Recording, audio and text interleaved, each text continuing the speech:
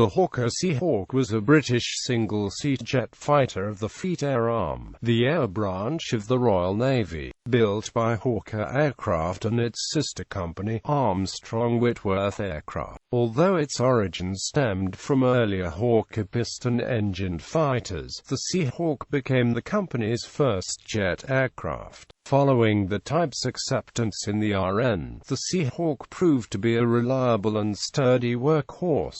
A considerable number were also produced for the export market, and were operated from aircraft carriers in both Dutch and Indian service. The last operational Seahawks, operated by the Indian Navy, were retired in 1983.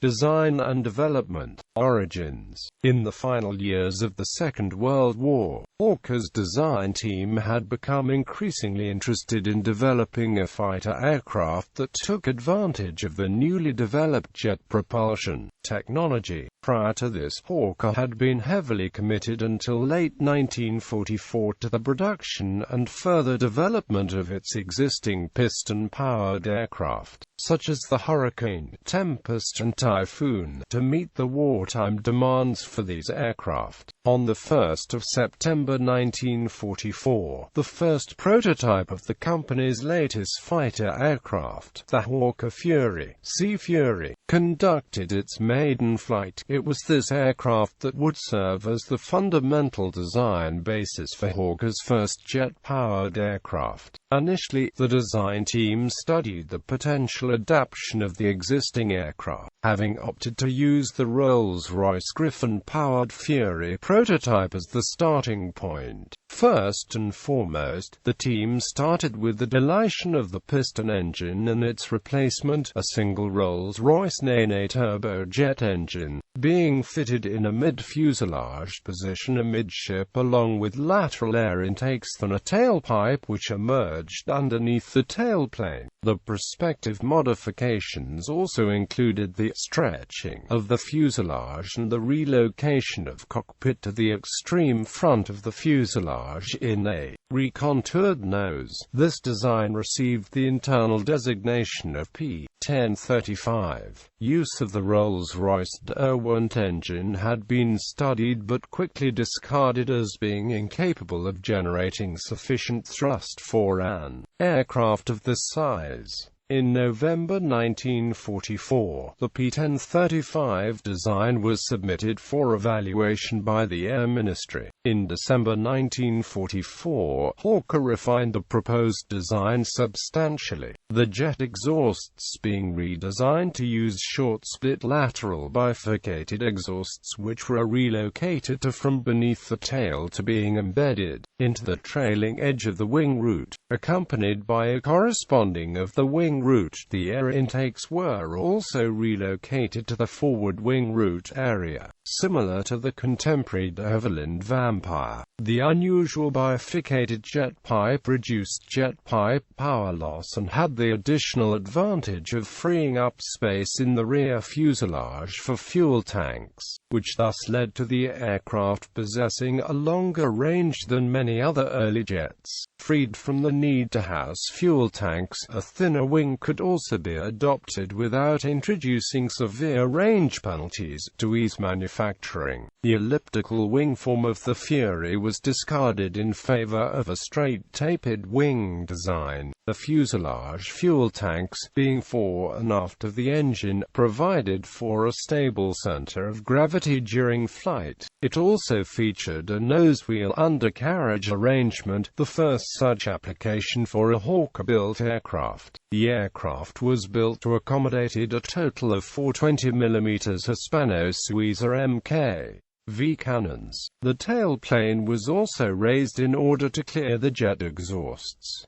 The redesign had led to a new designation for the project, P 1040 being applied. The Air Ministry quickly issued its encouragement for Hawker's development of the project. However, according to aviation author Francis K. Mason, both the Air Ministry and the Admiralty had initially viewed the project with only academic interest. Official interest had also been cooled by the expression of doubts voiced by Rolls-Royce Limited on the viability of the bifurcated jet pipes that the design used. Like the piston-powered Fury it had been initially derived from, Hawker remained keen to promote the P-1040 to both the RAF and to the Navy.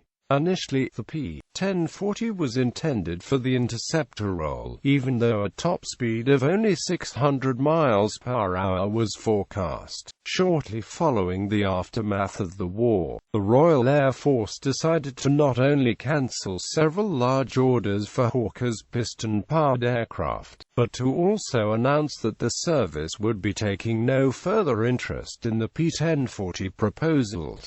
As such, Hawker elected to refine the P-1040 design while it remained as a private venture, albeit being prepared with a view for service with British military customers in mind. In October 1935, Sidney Cam, Hawker's chief designer, being satisfied with the results generated from engineering mock-ups and wind tunnel testing, authorized the raising of a production order for a single prototype by the company's experimental department. In light of the diminished RAF interest in the project, allegedly due to the aircraft offering insufficient advances over the jet fighters that were already in service, such as the Gloucester Meteor and the Havilland Vampire. In January 1946, a navalized version of the P-1040 was offered by Hawker to the Admiralty as a fleet support fighter, designated as the P-1046. The Admiralty were not initially encouraging to Hawker's approaches, in part due to the presence of the in-development jet-powered Supermarine attacker aircraft. However, the service was intrigued by the long-range capability of the P-1040, as well as by the promise of increased power from the NA engine. Thus, in May 1946, the Naval Staff authorized the manufacture of 3 prototypes and a further test specimen, one of these being the original prototype internally ordered by Hawker, in accordance with Naval Specification N. 746. Hawker quickly found a development focus for the type being divided between the Navy's P-1046 and the general-purpose P-1040, which was still hoped to be viable as an RAF fighter. The P-1040 would lead to the eventual development of the land-based swept-wing Hawker Hunter fighter. Swept-wing versions were built and experience gained with these were instrumental in developing the design of the Hunter. Prototypes. On the 2nd of September 1947, the P-1040 prototype, VP401, sometimes referred to as the Hawker N. 746 after the related naval specification, conducted its maiden flight from RAF Boscombe Down, piloted by Bill Humble. 3 days later, VP401 flew to Farnborough to continue trials.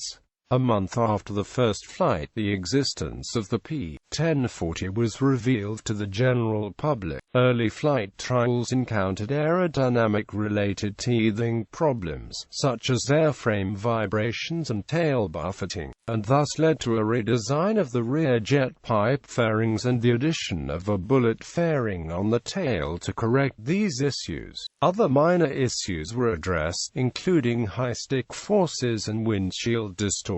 VP401 was limited to performing long takeoff run, which was attributed to the low-powered NA-1. At that point, the engine had been yet not rated for its full power settings. On the 31st of August 1948, a fully navalized prototype, VP413, which was equipped with folding wings, catapult spools and a full armament, conducted its first flight. VP-413 was quickly subjected to a series of deck assessment trials using a mock-up deck at Boscombe Down. In April 1949, VP-413 was transferred to the aircraft carrier HMS Illustrious to conduct general deck and handling trials at sea. These trials revealed the need for the wingspan to be increased by 30 inches, the low-speed handling of the prototype having been found to be lacking. In November 1949, VP-413 was redeployed to Illustrious, performing around 25 deck landings without issue. On the 17th of October 1949, the third prototype, VP-422, made its maiden flight, being representative of the subsequent production aircraft. VP-422 incorporated a number of modifications as a result of the experiences gained from trials with the second prototype. These alterations included the fitting of a longer arrest hook when a number of bolters were experienced during the early dummy deck trials. After the longer hook was incorporated, this modification was carried through the remaining production runs. Other changes included the addition of fixtures for rocket-assisted takeoff gear and hardpoints plumbed for external drop tanks. On the 22nd of November 1939, Hawker received an initial production contract for 151 aircraft. The aircraft also received the name Seahawk at this point. Throughout 1950, both VP-413 and VP-422 were used to conduct preliminary service trials. VP-422, the third prototype, later joined the specially prepared Vampire Mk-21 in testing the feasibility of operating without an undercarriage utilizing a flexible deck. Flying from Farnborough, VP-413 successfully completed both catapult launches and rubber sheet deck landings, with the undercarriage remaining retracted throughout the flights. Although the system was proved, the project was abandoned in 1950 when the introduction of more powerful engines had effectively precluded the need to radically adapt the design to the concept of combat aircraft without undercarriages.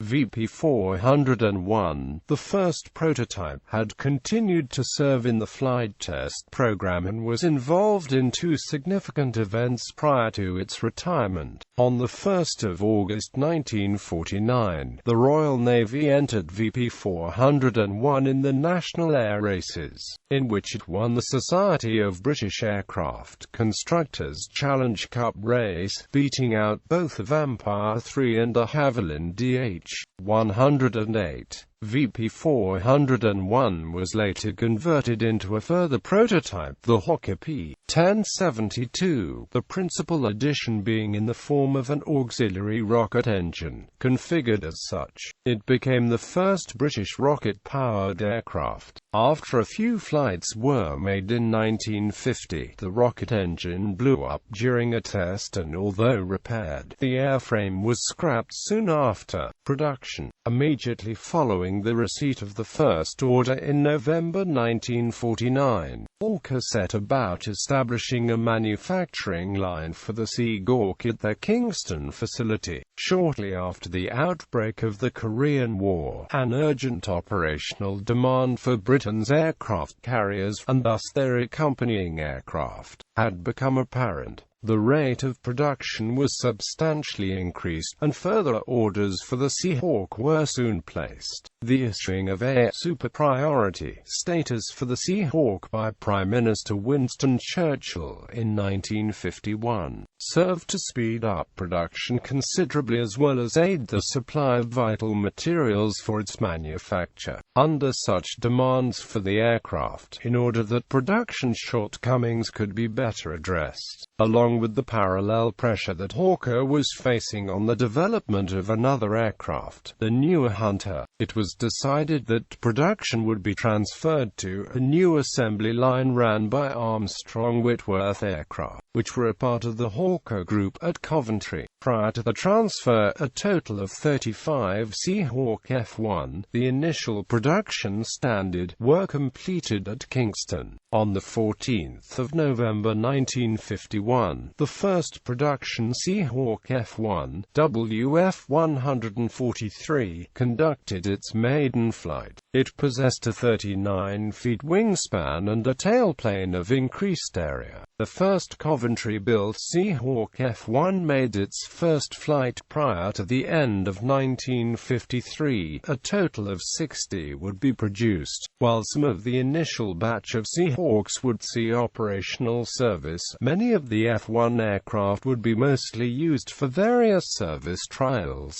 Amongst these, WF-143 would later be rebuilt as the prototype for the Seahawk F2, featuring power-assisted ailerons in place of their unpowered counterparts on the F1, to which flight trials had demonstrated a weakness in lateral control leading to instances of oscillation. On the 24th of February 1954, the first production Seahawk F2, WF-240, conducted its maiden flight at BIT as well. A total of 40 F2 aircraft would be produced. Another Seahawk F1, WF-157, was developed into a prototype for the FB-3 standard, the initial fighter-bomber variant of the type and later most common of the Seahawk variants. In order to suit this role, much of the development work went into its range of external stores, although the clearance of these for service was disrupted by lack of available Royal Navy personnel. On the 13th of March 1954, the first production Seahawk FB-3, WF-280, made its first flight. A more refined Seahawk FGA-4 variant followed, partially to address stores handling issues that had been experienced with the FB-3 variant. The first FB-4 aircraft, WV-792, conducted its first flight on the 26th of August 1954. In 1950, it was acknowledged that the Nene 101 engine was transitional power plant, upon availability of the 4% more powerful 9103. The Admiralty quickly ordered that many of its Seahawk FB-3 and FGA-4 be re-engined. Accordingly, another two Seahawk variants were developed. The first of these, the FB-5, was more or less identical to the FB-3, differing by being re-engined with the newer, more powerful Nene 103 engine, which greatly improving the aircraft's low-speed handling and takeoff performance. The final Seahawk standard, FGA-6,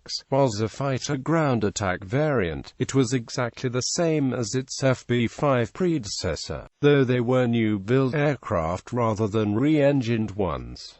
A total of just under 90 FGA-6s were completed. Design: the F1 was armed with four 20mm Hispano MKV cannons. It was powered by a single 5000 lbf thrust Rolls-Royce Nene 101 centrifugal-equipped turbojet engine. The Nene engine was viewed as being a major shortcoming on the aircraft due to its lack of power. In 1950, the government had cancelled development of the Rolls-Royce and afterburner-equipped further development of the Nene engine, leaving no more powerful engines to equip the Seahawk. More minor developments of the Nene engine were developed and were adopted on the aircraft, providing for some increase in power. The F1 had a maximum speed of 599 miles per hour at sea level and a range of 800 miles on internal fuel. A more refined fighter variant was the F2, which introduced power-boosted aileron controls as well as other modifications, including to its structure.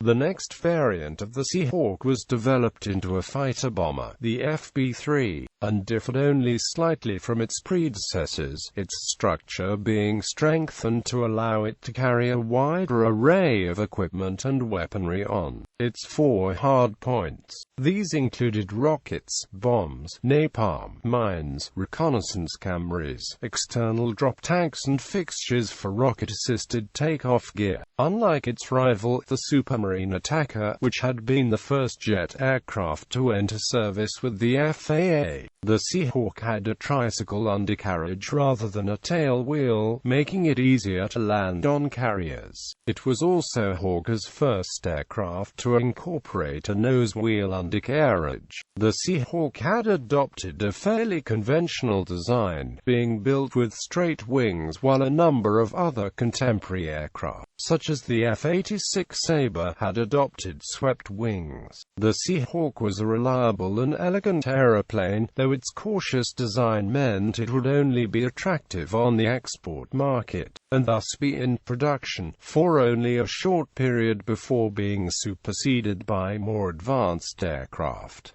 Operational history. The first production Seahawk was the F-1, which first flew in 1951, entered service 2 years later with 806 Squadron, first based at Brody, then transferred to the HMS Eagle. All Seahawks were in service by the mid-1950s and eventually over 500 were built. During service evaluations of the Seahawk, both Australian and Canadian pilots from each of the respective naval services would fly examples of the aircraft, and there were official suggestions they would adopt the type as standard equipment. However, both nations were also interested in new American-built naval aircraft. Only a handful of Seahawks would be transferred to either nation. Notably, some would operate from the flight deck of the Australian Majestic-class aircraft carrier HMS Sydney, though these did not enter full squadron service. In 1956, shortly after the termination of the Seahawk production line, the Federal Republic of Germany placed an order for 64 aircraft to equip the German Bundesmarine, the Navy of West Germany, having determined the type to represent good value for money, requiring both fair-weather daytime fighter bombers and daytime fighters with a bad-weather flight capability. These were delivered in 2 separate variants. The first of these German export variants, for the fair-weather role, was designated as the Seahawk Mk100, while the bad-weather capable model was designated as the Seahawk Mk101. 32 aircraft of each variant were ordered. The Mk101 was equipped with a pod-based EKCO-built search radar for sea reconnaissance. The German Seahawk served into the mid-1960s, until its replacement by the F-104 Starfighter. The Netherlands also placed an order for 30 aircraft, designated as the Seahawk Mk50, a ground attack variant for the Royal Netherlands Navy, which was financed under NATO-issued funding. The Mk30 was externally similar to the Royal Navy's own aircraft, differing in its use of a Phillips-built ultra-high-frequency radio. Dutch Seahawks were also later equipped to each carry a pair of AIM-9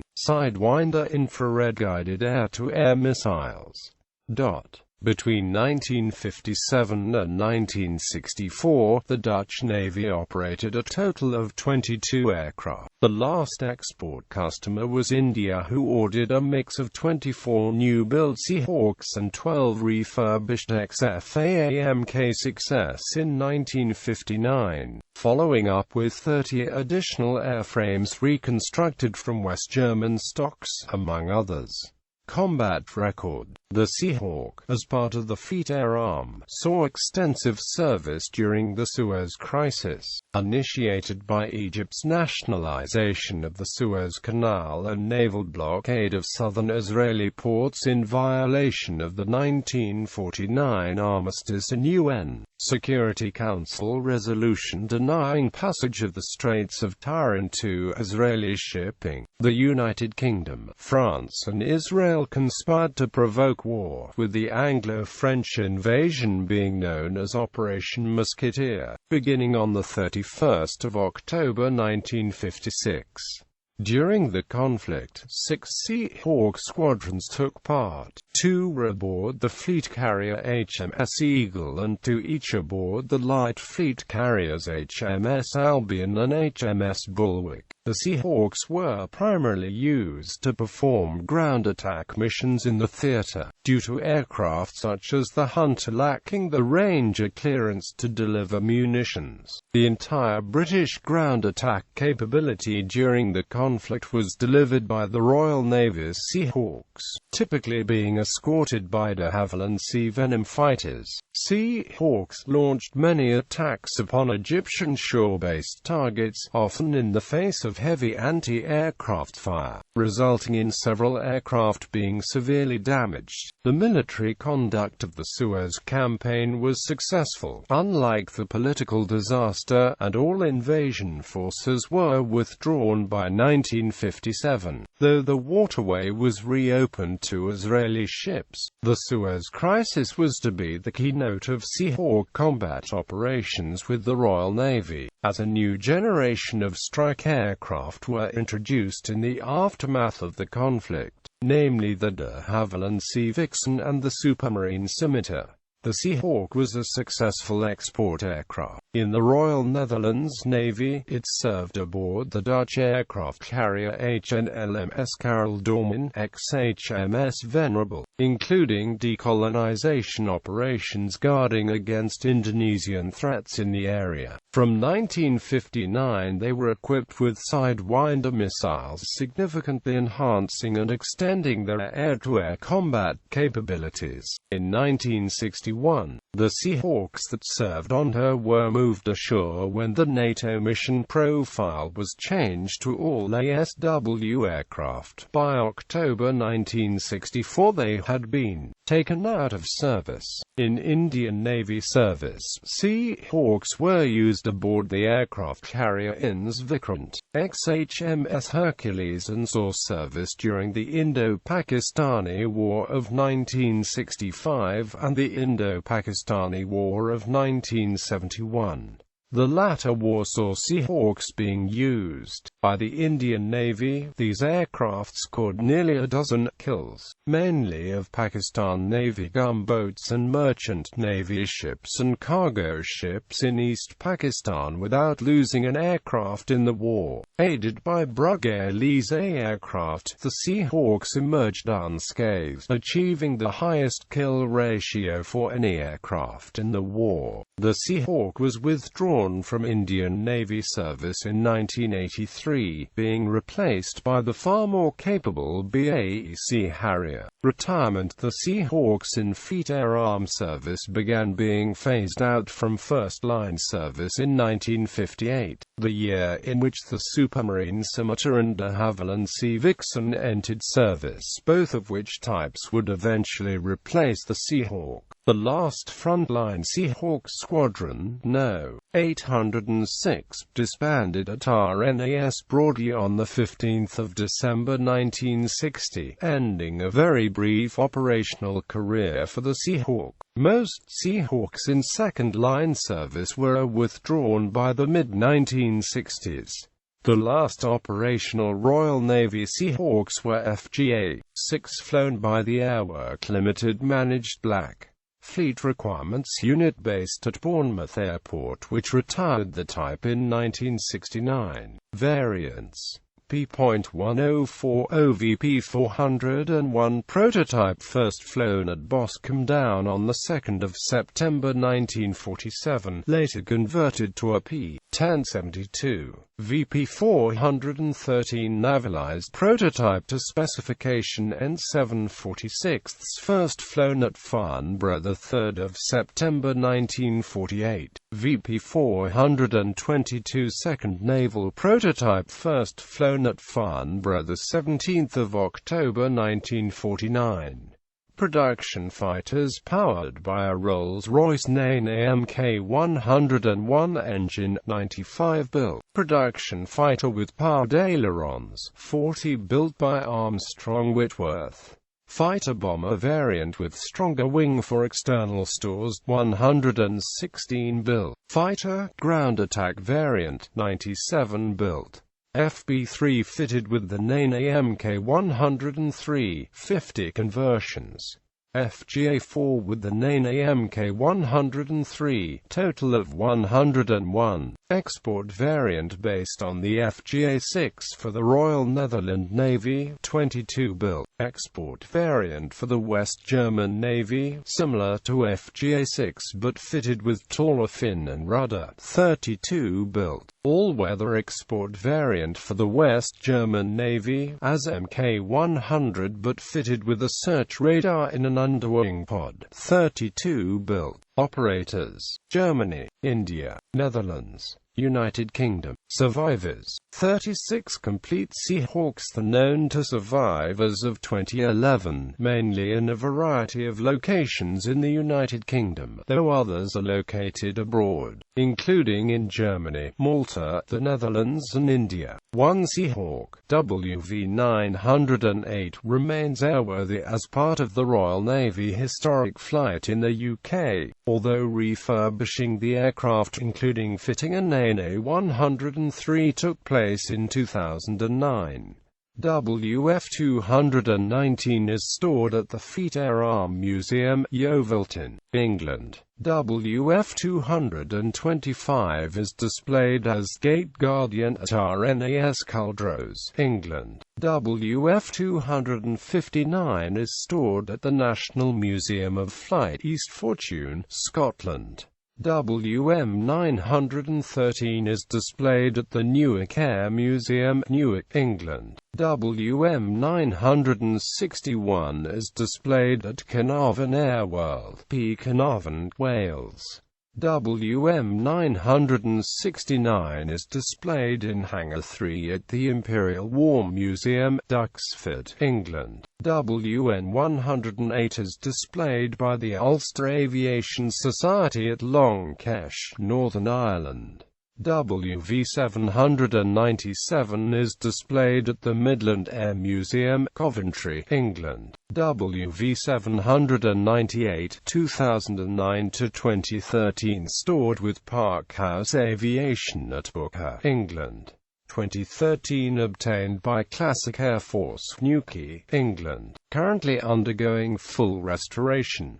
WV-826 is displayed at the Malta Aviation Museum, Takali, Malta. WV-856 is displayed at Fleet Air Arm Museum, Yeovilton, England. WV-865 is displayed at the Luftwaffe Museum, Gatow, Germany. WV-908 is airworthy with the Royal Navy Historic Flight, Yeovilton, England. XE-327 is displayed at Hermeskeil, Germany. XE-340 returned to the FAA Museum, Yeovilton. XE-489 is displayed at the Gatwick Aviation Museum, Charlwood, England. XE-368 at the docks on Barrow Island, England. 118 is displayed at De Kooi, Netherlands. 131 is displayed at Kamp Zeist, Militair Luchtvaart Museum, Netherlands. MS+001 is displayed at Internationales Luftfahrtmuseum, Villingen-Schwenningen, Germany. In 174 is displayed at Jawaharlal Bhavan, Museum Road, Trivandrum, Kerala, India. In 240 Seahawk is displayed at the Victory at Sea Memorial, Beach Road, Visakhapatnam, Andhra Pradesh, India. Unknown serial is displayed in the Aeronautical Engineering Department at IIT Madras.